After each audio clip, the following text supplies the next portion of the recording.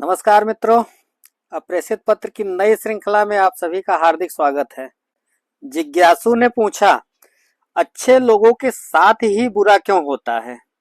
गुरु ने उत्तर दिया, जब प्रश्न ही गलत हो तो मुझसे उसका उत्तर पाने की उम्मीद तुम कैसे कर सकते हो?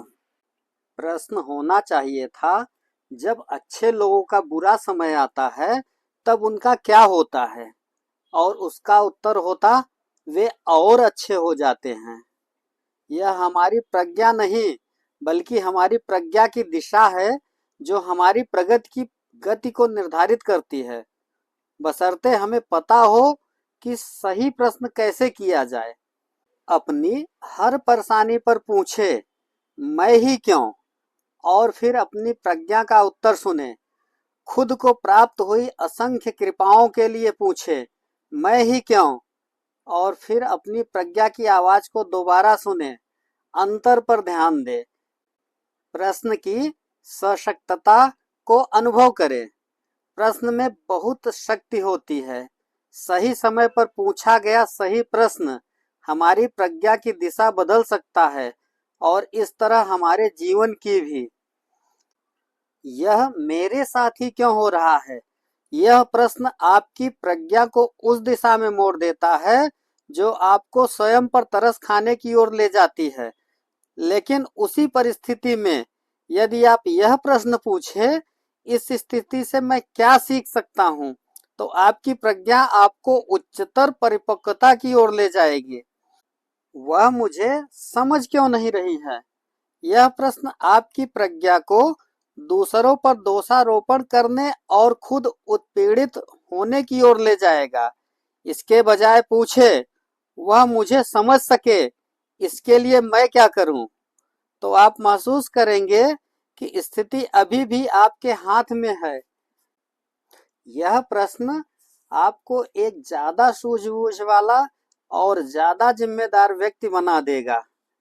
यदि आप खुद को फंसा हुआ महसूस कर रहे हैं, यदि आप उतनी गति से नहीं बढ़ रहे हैं जितनी गति से आप बढ़ सकते हैं, यदि आप उस दिशा में बढ़ रहे हैं जो आपको आपके लक्ष्य तक ले जाने वाली नहीं है, यदि आपके सामने ऐसे मुद्दे आते रहते हैं जिन्हें बार बार सामने आना ही है, तो आप यह जान लें कि निश्चित रूप से आप सही प्रश्न नहीं पूछ रहे हैं, और इसी के चलते आप अपनी प्रज्ञा को सही दिशा नहीं दे रहे हैं। सीधे सरल प्रश्न जीवन के प्रति आपके दृष्टिकोण को पूरी तरह बदल सकते हैं। जैसे, अब क्या करना है? जो मैं अभी तक करता आया हूँ उसे और बेहतर ढंग से कैसे कर सकता हूँ? बुरे से बुरा क्या हो सकता है? हमारी प्रज्ञा पूछे गए प्रश्न का उत्तर देने के लिए बाध्य होती है, चाहे वह प्रश्न आपके द्वारा पूछा गया हो या संसार द्वारा।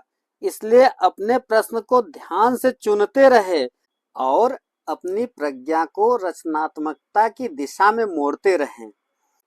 अपने आणविक चुंबकीय अनुस्पंदन अन्वेषण के लिए सुविख्यात भौतिक विज्ञानी और नोबेल पुरस्कार से सम्मानित इसिडोर आइजैक रावी ने कहा है, मेरी माँ ने अनजाने में ही मुझे वैज्ञानिक बना दिया।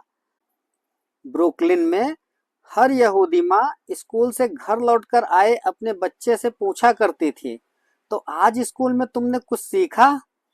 लेकिन मेरी माँ ने यह कभी नहीं पूछा। वे हमेशा पूछा करती थी, बेटा क्या तुमने आज कोई अच्छा प्रश्न पूछा? इस अंतर ने सही प्रश्न पूछने पर मुझे वैज्ञानिक बना दिया। एक व्यक्ति ने पूछा, सेब नीचे क्यों गिरता है? और इस प्रश्न के बाद दुनिया ही बदल गई। वास्तव में वे सभी अन्वेषण और सारे आविष्कार किसी न किसी प्रश्न से शुरू होते हैं। अर्जुन ने अपने प्रश्नों से कृष्ण की प्रज्ञा को एक दिशा ही तो दी थी, जो भगवत गीता के नाम से जानी जाती है। चाहे आपके पास सारे उत्तर न हो, महत्वपूर्ण बात यह है कि क्या आपके पास सही प्रश्न है। आपकी प्रज्ञा आपकी प्रतीक्षा कर रही है। सही प्रश्न पूछे तो सही उत्तर मिलेगा।